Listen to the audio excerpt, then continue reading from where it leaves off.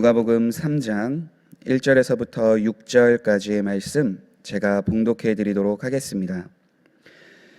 디베르 황제가 통치한 지 15해 곧 본디오 빌라도가 유대의 총독으로 헤롯이 갈릴리의 분봉 왕으로 그 동생 빌립이 이두레와 드라고니 지방의 분봉 왕으로 루사니아가 아빌레네의 분봉 왕으로 안나스와 가야바가 대제사장으로 있을 때에 하나님의 말씀이 빈들에서 사가랴의 아들 요한에게 임한지라.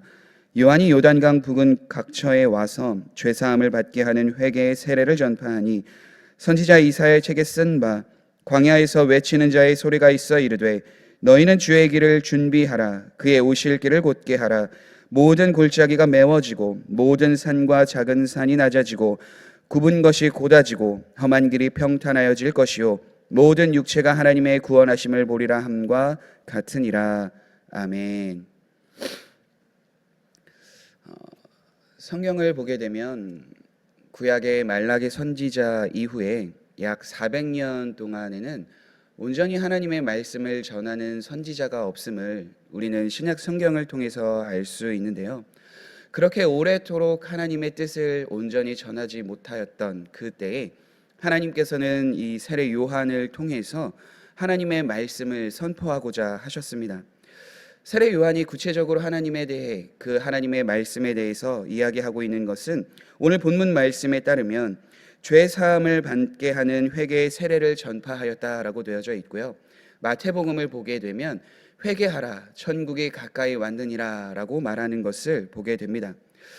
그러니까 이러한 하나님의 뜻, 하나님의 마음을 세례 요한이 전하고 있다라고 우리는 보면 되는 거죠. 그렇다면 그가 전하고 있는 이 말의 뜻은 과연 무엇일까요? 회개하라, 천국이 가까이 왔다. 죄 사함을 받는 세례. 먼저 천국이라는 의미를 우리가 살펴보게 된다면 성경은 천국에 대해서 많은 것을 알려주고 있는데요. 예수님께서도 천국을 비유로 설명해 주신 것을 보게 됩니다.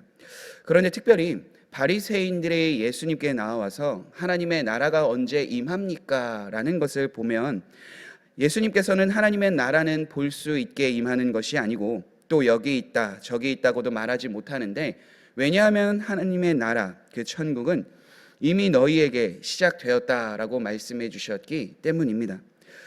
물론 우리가 천국이라는 것을 생각할 때에 우리가 이 생명이 다하는 날 가게 되는 곳, 혹은 예수님께서 재림할 때에 이루어지는 것, 우리가 이렇게 알고 있는데요. 물론 그것도 예수님께서 하나님께서 말씀하여 주신 천국 그 의미이지만 그렇다고 우리가 나중에 가게 될 곳, 나중에 거하게 될 곳이 천국이 아니라는 거죠. 예수님의 말씀에 따른다면 바리새인들에게 말씀하여 주신 것을 보게 되면 이미 천국이 그들에게 시작되었다, 이미 천국이 그 삶에 시작되었다, 선포되었다라는 것을 볼 수 있는 거죠. 그러니까 천국은 단순히 우리가 나중에 가게 될 장소가 아니라 복음을 듣고 하나님의 통치를 받게 되는 그 모든 순간, 그러니까 하나님의 다스림과 인도하심을 받는 것이 바로 천국임을 우리는 알 수 있는 거죠.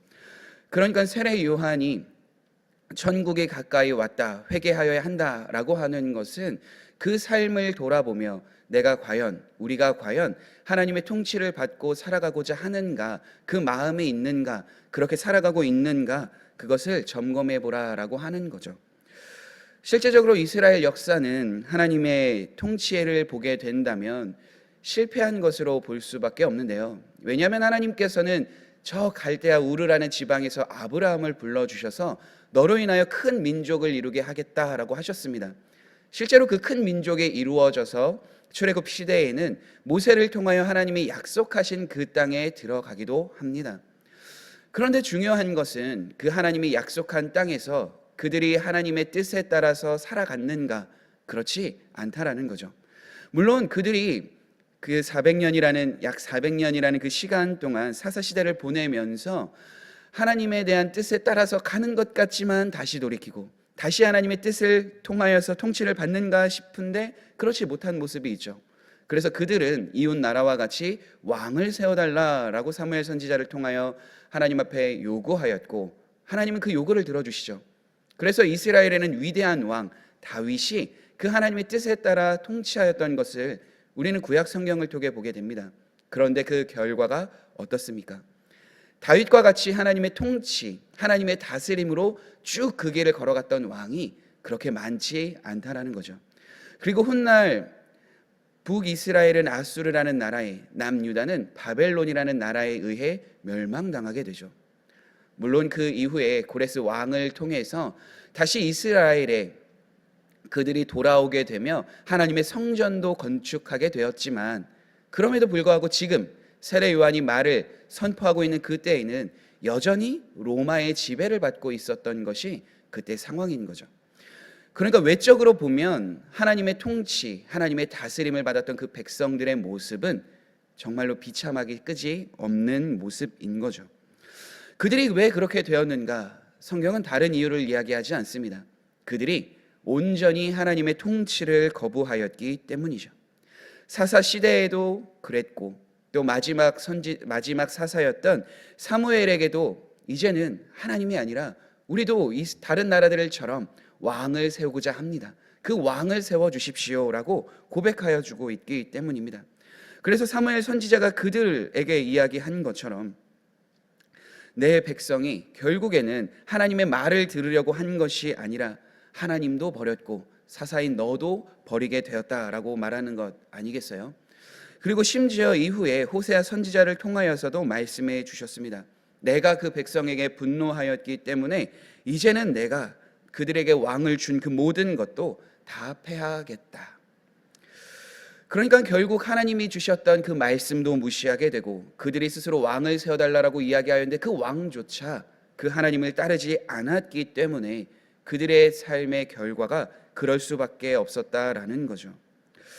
그런데 오히려 하나님께서는 이렇게 외적으로는 실패하였던 이스라엘 백성들에게 어떠한 일을 행하시는가, 다시 구원의 손길을 보여주고 계신다라는 거죠. 하나님의 통치를 거부하였던 그들이지만 다시 하나님의 통치와 다스림, 인도함을 받을 수 있도록 예수 그리스도를 이 땅에 보내주신다라고 말씀해 주신 거죠. 그런데 그 길에 앞서서 예수님이 이 땅에서 사역하시기에 앞서서 세례 요한을 보내주시면서 그들의 마음을 돌이키게 하고자, 그들이 잘못된 것을 깨닫게 하고자 죄사함의 세례를 베풀어 주시고 회개하라, 천국이 가까이 왔다라는 이 진리를 가르쳐주고 있는 거죠. 왜 하나님께서는 이렇게 그들에게 행하여 주고 계신가? 바로 그것은 하나님이 그들의 왕위를 폐하여서 비록 그들이 포로기라는 그 어려움을 겪게 하시고 지금도 로마의 지배에 있어서 하나님이 어디 계신가 고민하며 생각하는 그러한 삶을 살아가게 하시는 것처럼 보이지만, 그러나 그들을 포기하지 않고 그들에게 긍휼과 자비를 베풀어 주시는 모습을 보여주시기 위해 세례 요한이라는 인물을 통하여서 말씀해 주고 있는 거죠. 아니, 어디서 그것을 우리가 발견할 수 있습니까?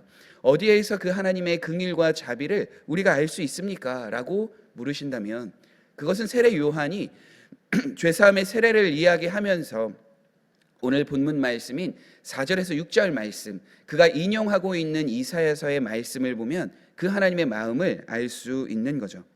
4절에서 6절 말씀은 이렇습니다. 광야에서 외치는 자의 소리가 있어 이르되 너희는 주의 길을 준비하라. 그의 오실 길을 곧게 하라. 모든 골짜기가 메워지고 모든 산과 작은 산이 낮아지고 굽은 것이 곧아지고 험한 길이 평탄하여질 것이요 모든 육체가 하나님의 구원하심을 보리라. 아멘. 이사야서를 보게 된다면, 또 세례 요한을 통하여 선포된 이 말씀을 통하여 본다면 결국 하나님께서 보게 하시는 것, 그들이 경험하게 하시는 것은 다른 것이 아닙니다. 모든 육체가 하나님의 구원하심을 보게 된다라고 말하고 있는 거죠. 그러니까 이 날이 그렇다면 그 하나님께서 이사야 선지자를 통하여 포로 상태였던, 포로기에 끌려가는 그 상황 속에서 위로하고 격려하며 이 말, 예언의 말을 전하여 주셨는데, 이 예언의 말이 언제 성취가 되는가, 언제 그들에게 이루어지는가? 바로 예수님이 이 땅에 오실 때, 예수님께서 모든 사역을 마치시고 감당하실 때 이러한 일들이 나타난다라고 말하여지고 있는 거죠. 그러니까 바벨론 포로기에서 하나님께서는 선지자를 세워주셨죠. 스가랴와 학개, 말라기를 통하여서 하나님께서 궁극적으로 그 백성들에게 행하실 것을 알려주셨는데, 오늘 본문에 있는 이 이사야서도 그와 동일한 메시지를 갖고 있다라는 거죠. 구약과 신약 사이, 그러니까 앞서 말씀드렸던 것처럼 말라기 선지자 이후에도 약 400년이라는 시간 동안 하나님이 침묵하신 것 같고 하나님이 말씀해 주시지 않은 것과 같은 그런 모습들이 진행되고 있음에도 불구하고 하나님은 그러나 이미 선포하고 말씀해 주신 것처럼 그들을 돌이키고 그들을 구원하고자 하는 그 마음이 이미 있었다라는 것을 알려주고 계신 겁니다. 그렇기 때문에 그것을 깨닫게 하고 다시 예수님께서 그 사역을 하기 전에 그 일들을 알게 하여 줄 인물이 필요하였는데 말라기 선지자가 예언한 것처럼 엘리야와 같은 사람, 그러니까 세례 요한이 바로 그것을 깨닫게 하고자 광야에서 그것을 외치고 있었다라고 하는 것과 다르지 않습니다. 사랑하는 성도 여러분, 그렇게 우리가 이 대강절이라는 기간을 보낼 때에 우리가 세례 요한의 외침을 다시 한 번 더 생각해 볼 필요가 있습니다. 우리가 예수 그리스도를 믿고 하나님의 백성으로 살아가며 하나님의 통치를 받고 있는지, 그 진리의 말씀 속에서 우리가 늘 주님 앞에 돌이키고 있는지를 우리는 살펴봐야 하는 거죠. 왜냐하면 우리가 예수님을 믿는 그 이후부터 우리는 예수님을 믿는 그 시간을 통하여서 우리 내적으로 역사하시는 성령님의 은혜와 또 외적으로는 우리에게 주신 이 말씀, 그 통치를, 그 말씀의 뜻을 따라갈 수 있는 은혜를 주셨기 때문입니다. 로마서에서는 그래서 이야기합니다. 모든 사람이 하나님의 진노 아래에 있었고 그들이 스스로 하나님을 찾을 수 없는 상황에 이르렀다라고 말하죠.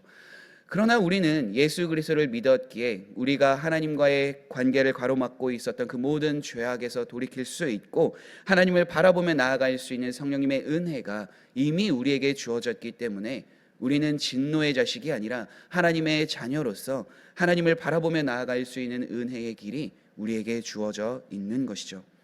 그렇기 때문에 하나님의 통치를 받는 것, 하나님의 다스림을 받는 것, 그 진리를 붙들며 그 영적인 싸움을 우리는 늘 행해야 하는 거죠. 그래서 이 대강절이라는 기간, 목사님께서 말씀하여 주신 것처럼 주님이 다시 오심을 기다리는 그 시간들, 주님의 탄생을 기뻐하며 그분으로 인하여 즐거워할 수 있는 그 삶을 우리가 살아가야 할 터인데 그것의 기준은 다른 것이 아닙니다. 우리 안에 내 모습, 그것이 아니라 우리를 통하여 역사하시고 인도하시는 자비와 긍휼의 손을 먼저 베푸셔서 우리를 늘 돌이킬 수 있는 은혜의 길로 걸어가게 하시는 그 하나님의 뜻과 하나님의 마음 속에 있음을 기억하시길 바랍니다.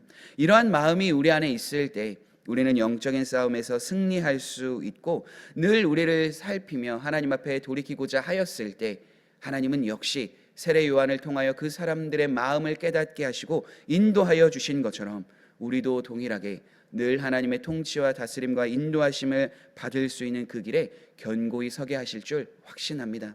그 삶을 살아가시는 우리 모든 성도님들이 되시길 간절히 소망합니다. 우리 함께 기도하겠습니다. 그렇습니다. 하나님, 우리가 늘 하나님의 말씀 속에 깨어 있을 수 있도록 늘 우리를 말씀으로, 늘 우리가 하나님 앞에 간구와 기도함으로 깨닫게 하여 주시는 은혜를 주시니 감사합니다. 하나님을 바라보며 하나님의 통치를 받는 자로서 하나님을 온전히 예배하게 하여 주시고 영적인 상태 또한 늘 바라보며 점검하게 하여 주셔서 타락하고 어려운 이 시대 속에 주님의 길을 준비하며 또한 오늘 말씀 속에서 있는 것처럼 주님의 놀라운 은혜 속에, 주님의 놀라운 능력 속에 이 시대를 살아가는 우리 모두가 되게 도와 주옵소서. 그로 인하여 온전히 주님의 뜻과 온전히 주님의 말씀에 따라 주님의 복음의 능력으로 살아내는 우리 모두가 되도록 역사하여 주옵소서. 예수님의 이름으로 기도드립니다. 아멘.